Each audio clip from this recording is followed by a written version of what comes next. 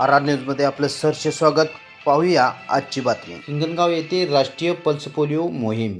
महाराष्ट्र शासनाच्या सार्वजनिक आरोग्य विभागामार्फत रविवार दिनांक 28 जून 2026 रोजी संपूर्ण राज्यात राष्ट्रीय पल्स पोलिओ लसीकरण मोहीम राबविण्यात आली.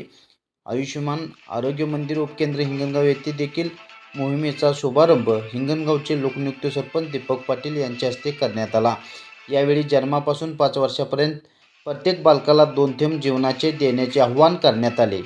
बालकाला यापूर्वी अनेक वेळा पोलिओचे डोस दिलेले असले तरी राष्ट्रीय पल्स पोलिओ मोहिमेत पुन्हा डोस देणे आवश्यक आहे.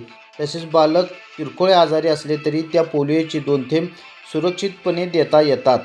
कोणतेही बालक लसीकरणापासून वंचित राहू नये यासाठी सर्व पालकांनी सक्रिय सहभाग घ्यावा असे आवाहन सरपंच दीपक पाटील यांनी केले.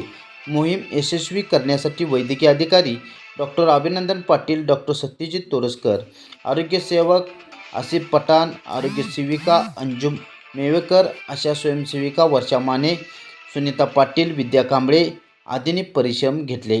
आर न्यूजसाठी राहुल रत्न परके, हिंगणगाव, कुंभोज.